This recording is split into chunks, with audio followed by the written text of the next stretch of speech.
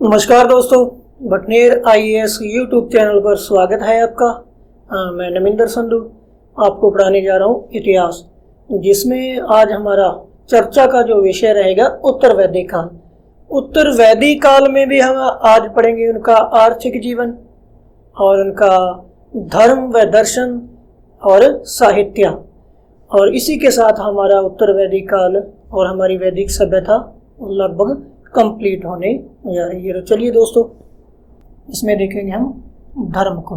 उत्तर वैदिक काल में क्या था, जो ऋग वैदिक कालीन देवता थे, और ऋग वैदिक काल के मुख्य देवता थे इंद्र, वरुण और अग्नि।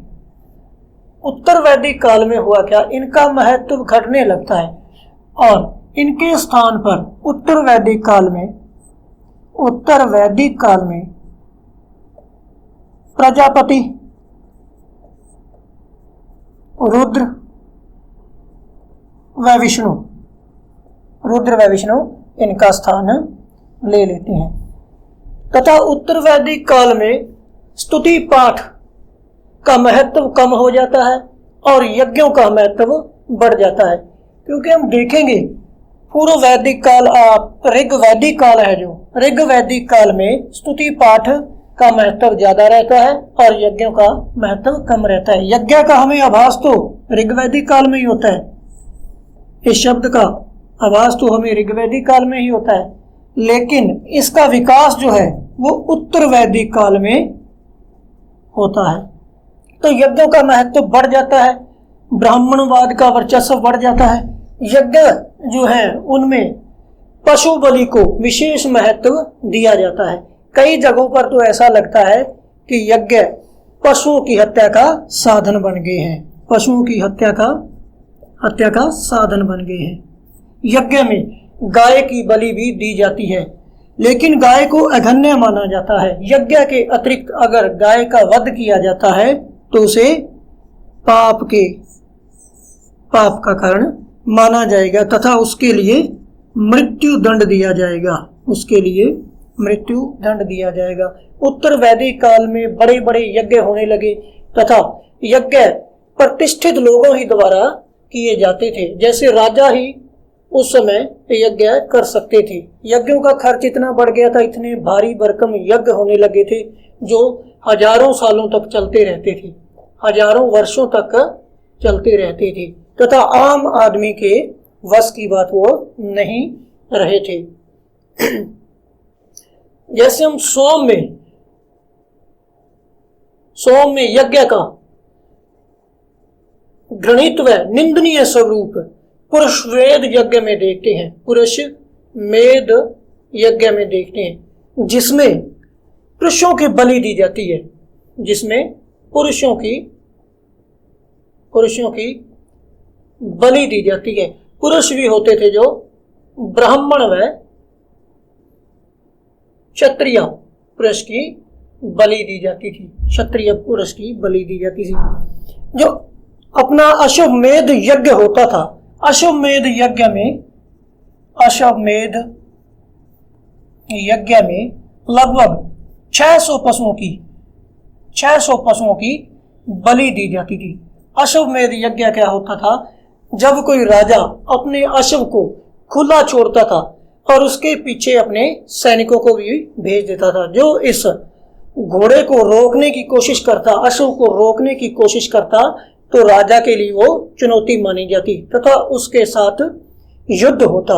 और एंड में क्या होता था, इस घोड़े को जब ये घूम घाम कर वापिस आ जाता जितने क्षेत्र में, तो वो क्षेत्र राजा का माना जाता, और वापिस आने के बाद इस अश्व की बलि दी जाती। अश्वमेध में 600 पशुओं की लगभग बलि दी जाती थी। और उत्तर वैदिक काल में अंधविश्वास इतना बढ़ गया, अंधविश्वास अपने चरमोत्कर्ष पर होता है। भारतीय इतिहास में कहीं पर भी अंधविश्वास का इतना बोलबाला नहीं रहता जितना उत्तर वैदिक काल में हो जाता है। यज्ञ प्रक्रिया बहुत ही जटिल हो जाती है और अंधविश्वास धर्म का स्थान ले लेता है। अंधविश्वास धर्म का स्थान ले लेता है। ब्राह्मण के मुख से निकला हर शब्द सत्य प्रतीत होने लगता है। मानव जो ब्राह्मण है वो धरती पर एक देवता स्वरूप है, उनकी बात ही सत्य है। हम देखेंगे जो क्षत्रिय और ब्राह्मण है, ये दोनों ही, क्षत्रिय और ब्राह्मण दोनों ही अन्न उत्पादक वर्ग से आते हैं। क्षत्रिय और ब्राह्मण दोनों ही अन्न उत्पादक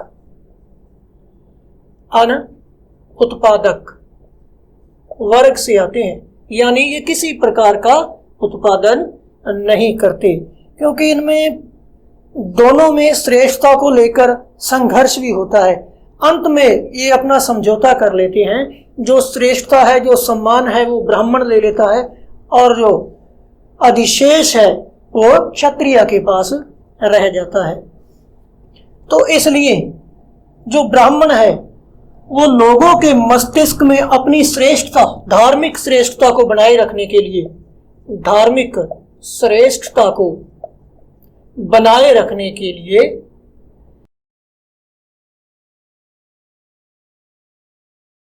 क्षत्रिय लोग हैं, जो आर्य क्षत्रिय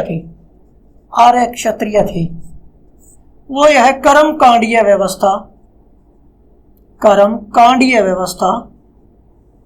कांडीय व्यवस्था को इसलिए अपनाए हुए थे ताकि अनार्यों के बीच अपने प्रभुत्व को बनाए रखें। किस लिए? अनार्यों के बीच अपने प्रभुत्व को बनाए रखें। तो फिर से हम देखेंगे जो उत्तर वैदिक कालीन धर्म है वो किस प्रकार से चलता है।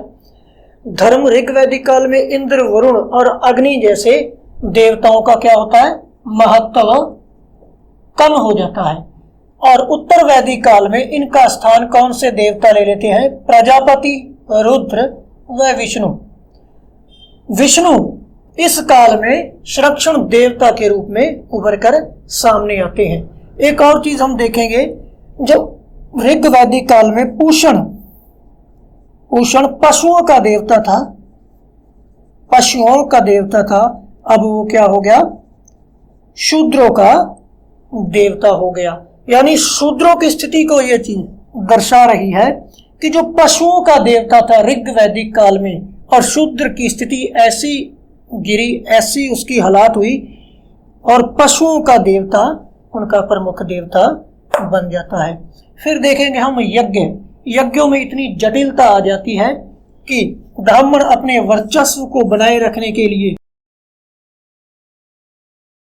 तथा यज्ञ राजा लोग ही कर सकते हैं, कोई छोटे मोटे या आम लोग यज्ञ नहीं कर सकते। यज्ञ इतने भारी भरकम हो जाते हैं, जो यज्ञ है केवल पशुओं की हत्या का साधन रह जाते हैं। लेकिन यज्ञ के अतिरिक्त गाय का वध करना एक पाप माना जाता था तथा उसके लिए मृत्यु दंड भी दिया जाता था। और ये यज्ञ हजारों वर्षों तक चलते थे। और सोम का घृणित स्वरूप हम पुरुषमेध यज्ञ में देख सकते हैं, जिसमें पुरुषों की यूप स्तंभों से बांधकर पुरुष की बलि दी जाती थी। और ब्राह्मण व क्षत्रिय वर्ण से यह पुरुष होता था। इसलिए क्षत्रिय और जो ब्राह्मण थे ये अपनी धार्मिक व उच्चता को, श्रेष्ठता को बनाए रखने के लिए भी इन यज्ञों का सहारा लेते थे। हम देखेंगे अश्वमेध यज्ञ में लगभग 600 पशुओं की बलि दी जाती थी। क्षत्रिय और ब्राह्मण, जो ब्राह्मण लोग थे, लोगों के मस्तिष्क में धार्मिक श्रेष्ठता को बनाए रखना चाहते थे। क्षत्रिय आर्य थे जो वो कर्म कांडीय इस व्यवस्था को इसलिए अपनाए रखा ताकि अनार्यों में अपने प्रभुत्व को बनाए रखा जा सके। एक जगह पे मिलता है कि जो मगध का मुखिया व्रत्य जब इन आर्यों के निवास स्थल पर आता है तो उसके लिए यज्ञ, कर्म कांडीय यज्ञ की व्यवस्था की जाती है। यानी आर्यों और अनार्यों के बीच में जो भेदभाव था वो यहाँ पर मिलता है, क्योंकि हम देखेंगे जो मगध है वो इन आर्यों के क्षेत्र से बाहर रहते हैं, मगध और अंग। और अंधविश्वास की चर्चा करें तो अंधविश्वास का इतना बोलबाला था, वह अपने चरमोत्कर्ष पर जा चुका था और अंधविश्वास ने धर्म का स्थान ले लिया था। अंधविश्वास ने धर्म का स्थान ले लिया था। इसके बाद हम देखेंगे जो बहुदेववाद होता है, इनका धर्म, हम देखेंगे कि ऋग्वेद के पहले चरण में, हम देखेंगे ऋग्वेद के पहले चरण में बहुदेववाद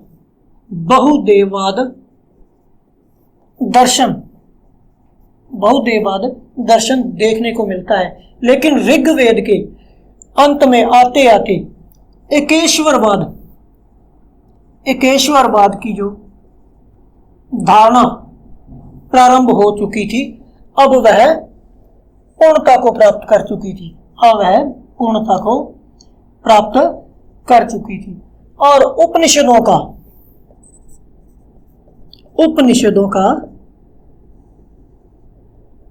की भी रचना इस काल में हो चुकी थी। यानी लगभग 600 ईसा पूर्व के आसपास उपनिषदों की रचना हो जाती है। तथा यज्ञ कर्मकांड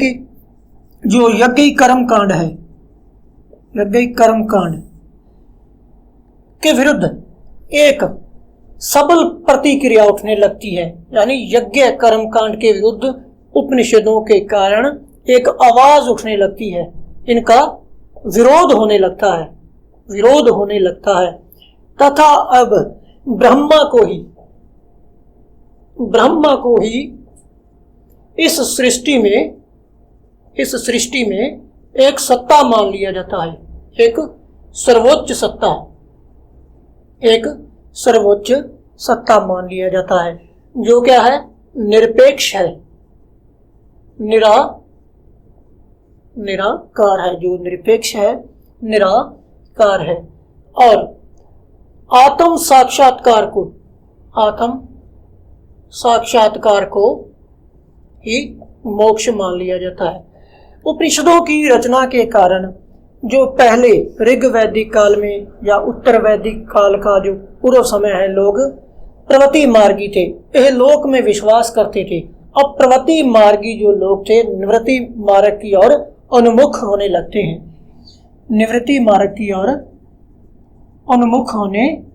लगते हैं, तथा मोक्ष प्राप्ति का प्रयास करना शुरू कर देते हैं। यानी वो इन आडंबरों से छुटकारा पाना चाहते हैं। उपनिषदों में एक ज्ञान मार्गी रचनाएं हमें देखने को मिलती हैं, जिसमें ब्रह्म और इस जीव जगत के बारे में हमें ज्ञान प्राप्त होता है। प्रारंभ में हम देखेंगे बहुदेववाद दर्शन था, और जो बाद में एकेश्वरवाद की ओर झुक जाता है। एकेश्वरवाद इस काल तक आते आते, यानी उत्तर वैदिक काल तक आते आते पूर्णता को प्राप्त हो जाता है, और उपनिषदों की रचना भी इस काल में हो जाती है, लगभग 600 ईसा पूर्व के आसपास। और जो यज्ञ व कर्म कांडों के खिलाफ अपनी आवाज बुलंद करते हैं तथा ब्रह्म को ही एक सत्ता के रूप में स्वीकार करते हैं, जो इस सृष्टि में निरपेक्ष है, निराकार है, जो एक सर्वोच्च सत्ता है। तथा जो लोग पहले प्रवृत्ति मार्गी थे, यह लौकिक थे, अब उन्होंने निवृत्ति मार्ग की ओर उन्मुख होना शुरू कर दिया था तथा मोक्ष प्राप्ति की प्रयास करना शुरू हो गया था। तथा यहाँ पर मोक्ष आत्म साक्षात्कार को ही माना गया है, यानी अपनी आत्मा के बारे में ही जानना मोक्ष कहलाता है। आश्रम शब्द का अर्थ है श्रम या प्रयत्न करना, प्रयत्न या प्रयास। आश्रम व्यवस्था निवृत्ति और प्रवृत्ति मार्ग में समन्वय को दर्शाता है, समन्वय को दर्शाता है। हमें उत्तर वैदिक काल में 4 आश्रमों की जानकारी मिलती है, जैसे ब्रह्मचर्य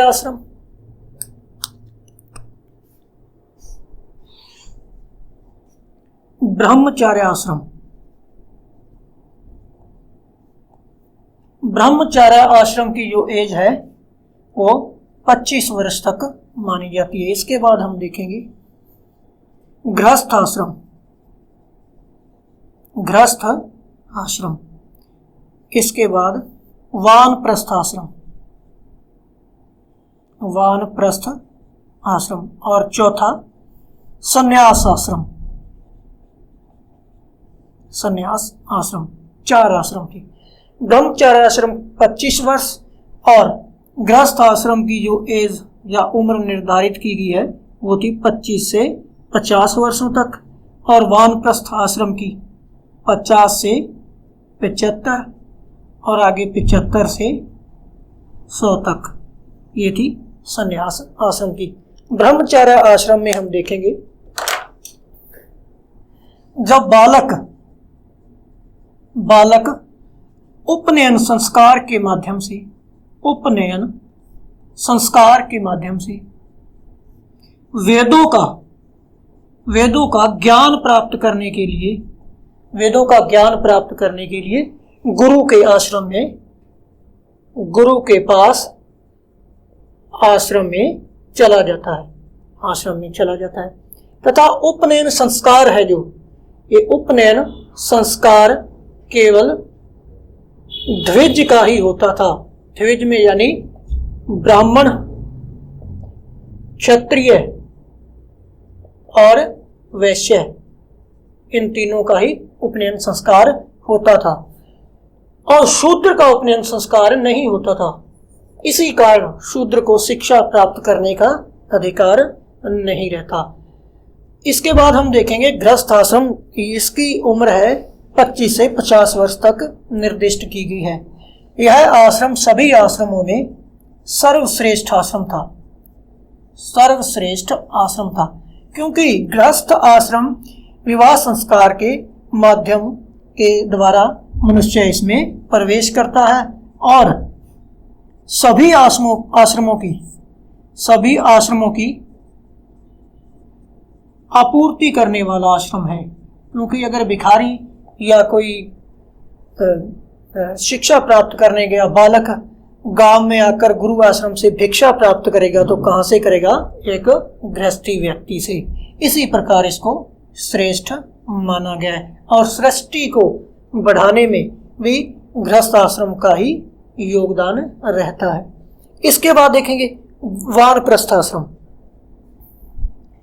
इसमें मनुष्य जंगलों में वनों में चला जाता है, जंगलों व वनों में चला जाता है तथा प्रकृति के और इस सृष्टि के रहस्य को जानने की कोशिश करता है, उसके बाद आता है संन्यास आश्रम जो अंतिम आश्रम है। इस आश्रम में मनुष्य पूर्णतः संसार से विरक्त हो जाता है, तथा मोक्ष प्राप्ति का प्रयास करता है और मोक्ष प्राप्ति का जो अंतिम प्रयास है वो इसी आश्रम में मिलता है। और इस आश्रम में व्यक्ति स्वार्थी हो जाता है क्योंकि वह केवल मोक्ष प्राप्ति के लिए यहाँ रहता है। फिर से हम देखेंगे चारों आश्रमों में हम देखेंगे आश्रम व्यवस्था जो है, आश्रम अर्थ है आश्रम का श्रम या प्रयत्न से है। निवृत्ति और प्रवृत्ति मार्गों का समन्वय है जो उसको ये दर्शाता है। 4 आश्रम है, ब्रह्मचर्य, गृहस्थ और वानप्रस्थ और संन्यास। ब्रह्मचर्य, इसमें बालक 25 वर्ष तक शिक्षा प्राप्त करता है तथा उपनयन संस्कार के माध्यम से वेदों का ज्ञान प्राप्त करने के लिए गुरु के पास अपने आश्रम में चला जाता है। और यह उपनयन संस्कार केवल द्विज का होता है, इसमें शूद्र का उपनयन संस्कार नहीं होता, जिसकी वजह से वो शिक्षा प्राप्त करने से वंचित हो जाता है। गृहस्थ आश्रम सर्वश्रेष्ठ है क्योंकि सभी आश्रमों की आपूर्ति इसी से होती है। वानप्रस्थ आश्रम, इसमें व्यक्ति अपने गृह को त्याग कर जंगलों और वनों में चला जाता है। इसके बाद आता है संन्यास आश्रम। मोक्ष प्राप्ति का अंतिम प्रयास इसी आश्रम में किया जाता है तथा इसमें मनुष्य पूर्णतः विरक्त हो जाता है संसार की मोह माया से। वैदिक सभ्यता का जो आज हम साहित्य पढ़ेंगे।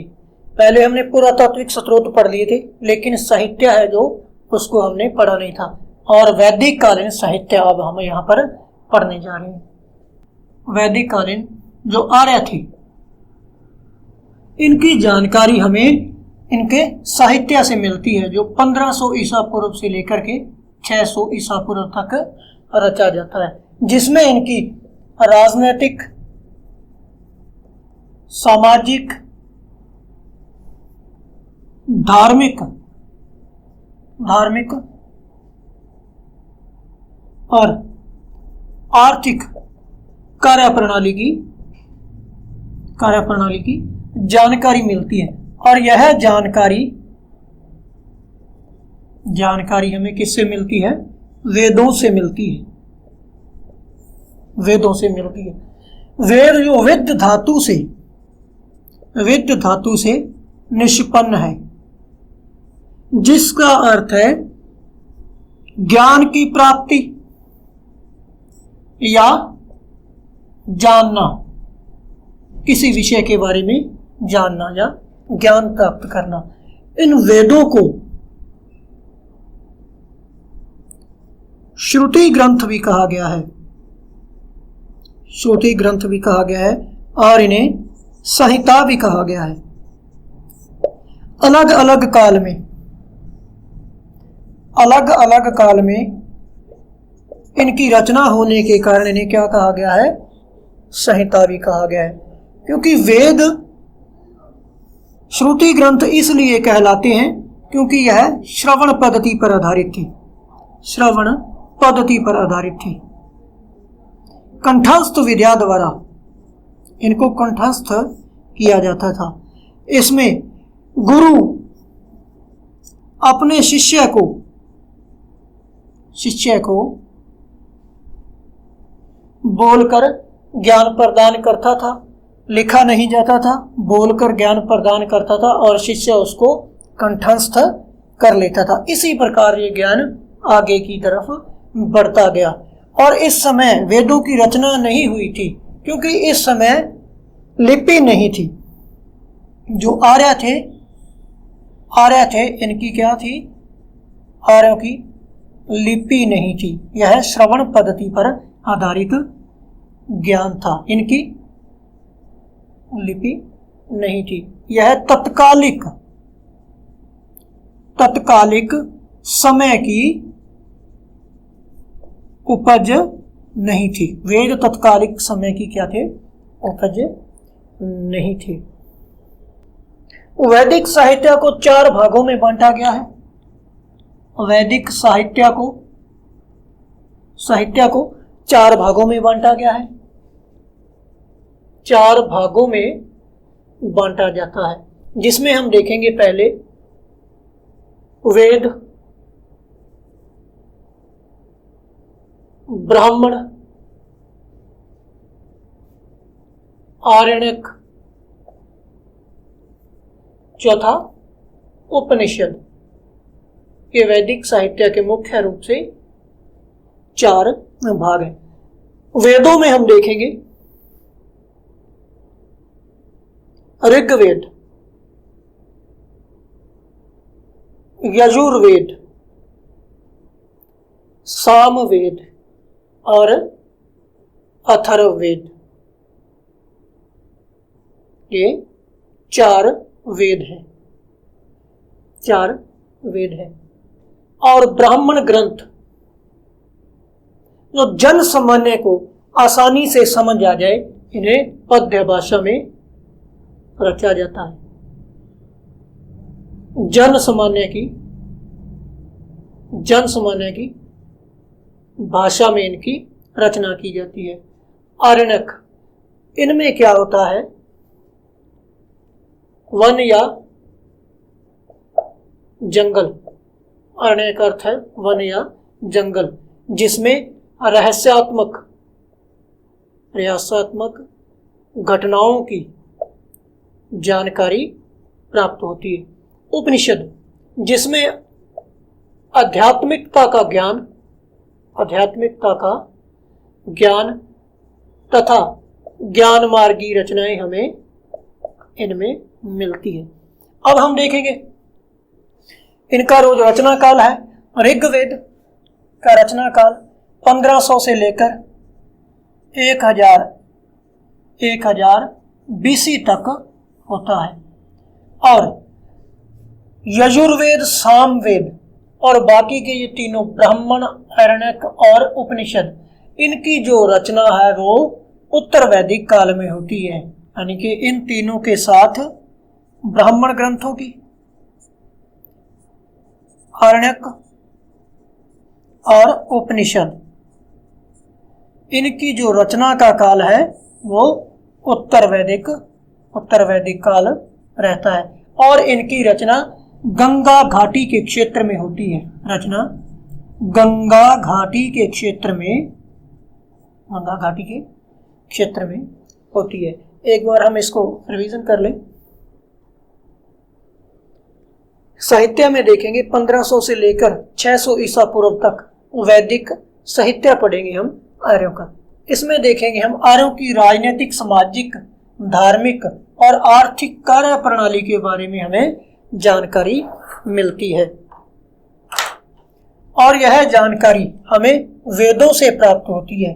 वेद जो विद धातु से निष्पन्न है तथा जिसका अर्थ है ज्ञान या जानना, और वेदों को संहिता व श्रुति ग्रंथ भी कहा जाता है। श्रुति ग्रंथ यानी श्रवण पद्धति पर आधारित। गुरु जो बोलकर हमें ज्ञान प्रदान करता है तो शिष्य उसे कंठस्थ कर लेता है।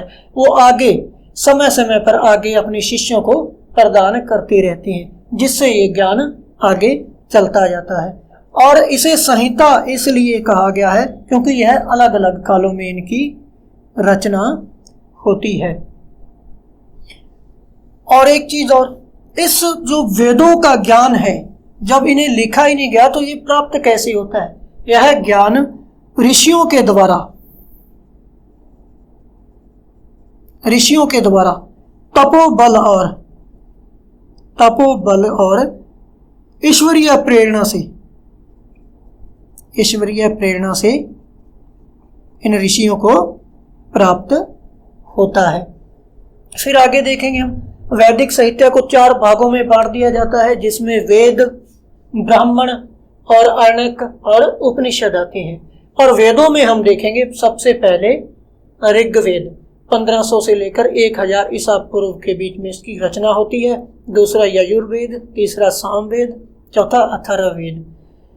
और ब्राह्मण, आरण्यक और उपनिषद और ऊपर के ये तीनों जो यजुर, साम, अथर्ववेद हैं, इनकी रचना उत्तर वैदिक काल में होती है। जिस काल में इनकी रचना होती है यह पूरा का पूरा काल उत्तर वैदिक काल कहलाता है, तथा इनकी रचना गंगा घाटी के क्षेत्र में होती है। ब्राह्मण है जो जन सामान्य की भाषा में लिखे गए ताकि वो वेदों का ज्ञान प्राप्त कर सके, और अरण्यक है, अरण्य का अर्थ है वन या जंगल से लिया गया, जिसमें वानप्रस्थ आश्रम के जो तपस्वी थे वो इन घटनाओं की, रहस्यात्मक घटनाओं की जानकारी प्राप्त करते हैं। उपनिषदों में ज्ञान मार्गी रचनाएं मिलती हैं तथा आध्यात्मिकता के बारे में हमें पता चलता है। सबसे पहले देखेंगे वेदों में ऋग्वेद। ऋग्वेद का हमने रचना काल पढ़ लिया है। ऋग्वेद जिसमें 10 मंडल, 1028 सूक्त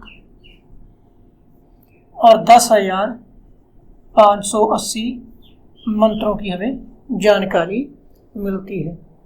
और जो ऋग्वेदिक का रचना का स्थल है वो कौन सा है? सप्त सैंधव प्रदेश में इसकी रचना होती है। तथा ऋग्वेद के 2 ब्राह्मण ग्रंथ हैं, ऐत्रेय व कौशतकी, इसके 2 ब्राह्मण ग्रंथ हैं। तथा ऋग्वेद का ऋत्विज कौन? होत्र कहलाता है, होत्री कहलाता है। ऋत्विज शब्द से यहाँ पर हम देखेंगे ऋत्विज शब्द है, इस शब्द का क्या तात्पर्य है। ऋत्विज इस वेद से संबंधित मंत्रों का उच्चारण करने वाला जो पुरोहित है वो क्या कहलाएगा, ऋत्विज कहलाएगा, और उसे क्या कहेंगे, होत्र कहेंगे। इसके बाद देखेंगे हम ऋग्वेद का जो तीसरा मंडल है, इससे हमें गायत्री मंत्र की जानकारी मिलती है जो सूर्य को समर्पित है। और इसके चौथे मंडल में कृषि की जानकारी प्राप्त होती है। ऋग्वेद का जो 7वां मंडल है उसमें दशराज्ञ युद्ध का उल्लेख किया गया है। और 9वां मंडल इसका सोम देवता को समर्पित है। 9वां मंडल सोम देवता को समर्पित है। और 10वें में शूद्र शब्द की उत्पत्ति हमें पहली बार देखने को मिलती है। ऋग्वेद सबसे प्राचीन साहित्य का सबसे प्राचीन ग्रंथ है, सबसे प्राचीन ग्रंथ रहता है। इसके बाद देखेंगे हम अथर्ववेद, यजुर्वेद, दूसरा जो ग्रंथ है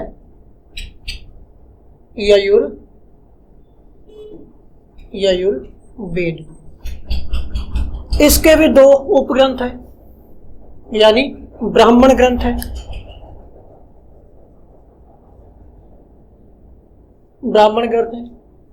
शतपथ और तैत्तिरीय, इसके 2 ब्राह्मण ग्रंथ हैं। तथा इसकी 5 शाखाएं हैं, काष्ठक, कपिस्थल, तैत्तिरीय और मैत्रायणी तथा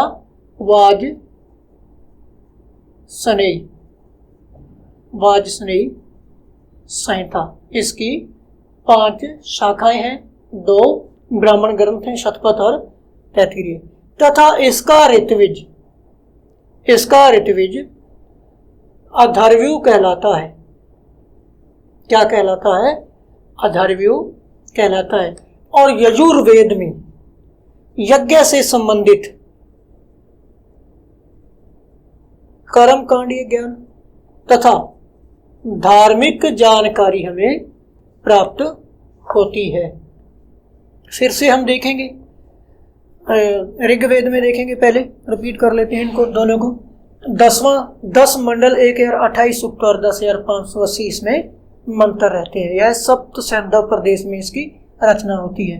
इसके ब्राह्मण ग्रंथों की बात करें तो 2 हैं, अत्रेय और कौशतकी। और इसका ऋत्विज क्या कहलाता है, पौत्र कहलाता है। ऋत्विज यानी ऋग्वेद से संबंधित जो मंत्र है उसका उच्चारण करने वाला जो व्यक्ति रहेगा ऋत्विज। इसी प्रकार से सभी जो हमारे वेद हैं इनका एक ऋत्विज होता है। तीसरे मंडल में ऋग्वेद के गायत्री मंत्र का उल्लेख मिलता है।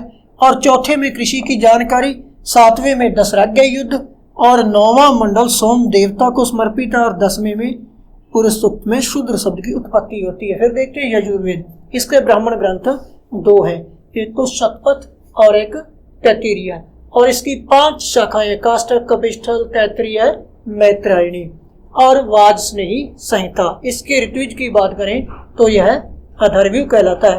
यह यज्ञ, कर्मकांड और धार्मिक जानकारी भी देता है। तथा इसमें यज्ञ की लंबाई चौड़ाई, जो यज्ञ वेदिका है उसकी लंबाई चौड़ाई आदि जो है उसकी प्रक्रिया हमें इसी यजुर्वेद में मिलती है। अगला वेद देखेंगे हम सामवेद। सामवेद का जो ऋत्विज है, सामवेद का ऋत्विज उद्गाता कहलाता है। उद्गाता जो इस यज्ञ के समय मंत्रों का गाकर उच्चारण करता है। और इसका ब्राह्मण ग्रंथों की बात करें तो पंचविश, षडविश तथा जैमिनी इसके ब्राह्मण ग्रंथों के हमें नाम मिलते हैं। और एक कौन सी जानकारी प्रदान करता है? सामवेद जो ग्रंथ है इससे संगीत कला की हमें जानकारी मिलती है।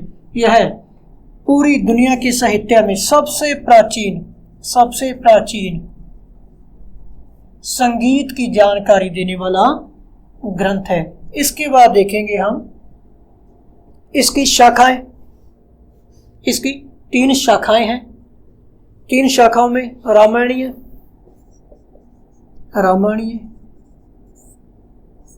जैमिनी तथा कैथुन, ये इसकी 3 शाखाएं। अगर पूछ लिया जाए रामायणीय का संबंध किस वेद से है तो सामवेद से। अगर पंचविश, षडविश और जैमिनी इसके 3 ब्राह्मण ग्रंथ है, इनमें से किसी एक का नाम देकर पूछ लिया जाए यह किससे संबंधित है तो सामदेव से। संगीत कला का सबसे प्राचीन ग्रंथ कौन सा है? सामदेव है। ये इसकी 3 शाखाएं हैं। इसके बाद हम देखेंगे अंतिम जो वेद है हमारा अथर्ववेद, जो सर्वाधिक महत्वपूर्ण व लोकप्रिय है। अथर्ववेद सबसे लोकप्रिय वेद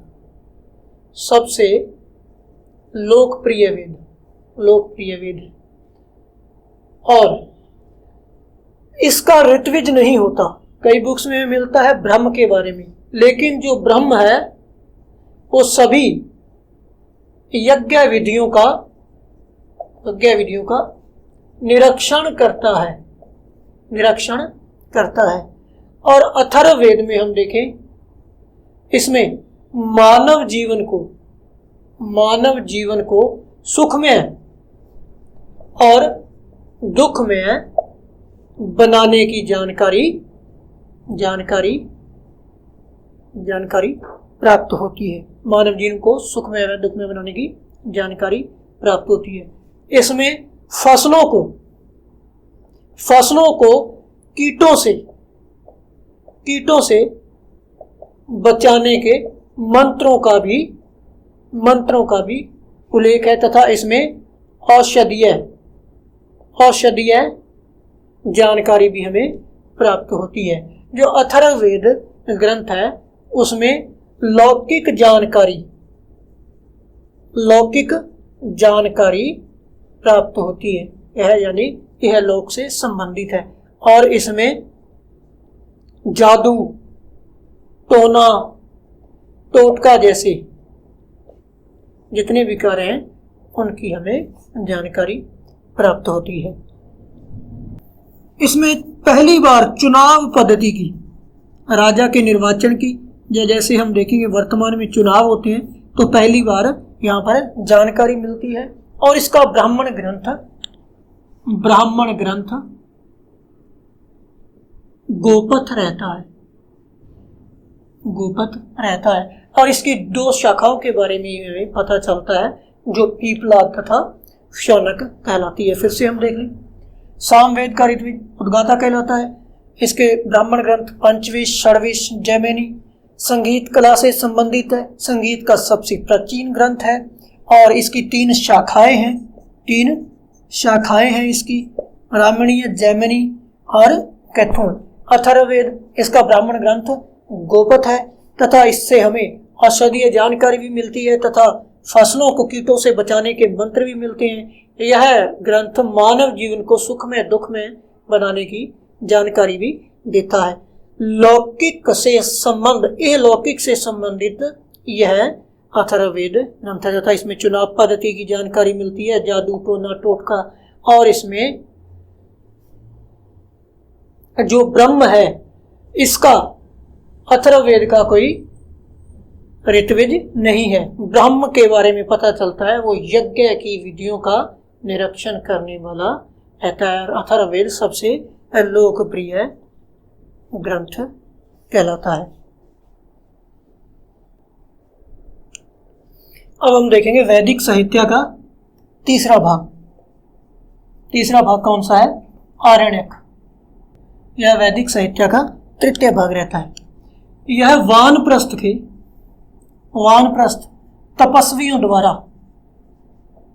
तपस्वियों द्वारा वनों में जंगलों में जाकर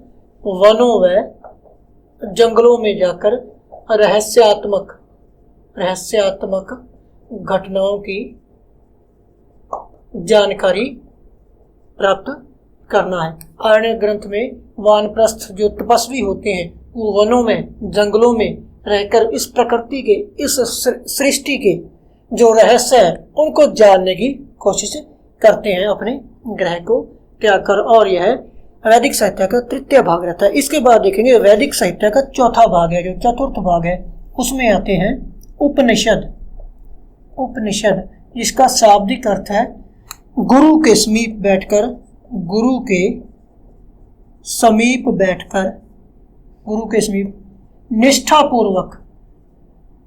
निष्ठापूर्वक बैठकर ज्ञान की प्राप्ति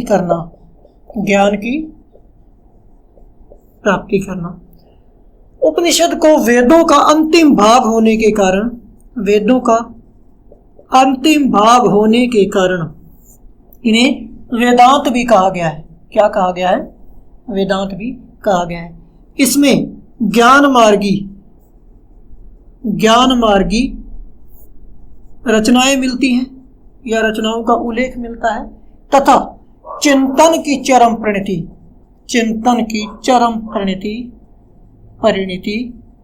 हमें कहाँ मिलती है? उपनिषदों में ही मिलती है। तथा दार्शनिक ज्ञान की सर्वप्रथम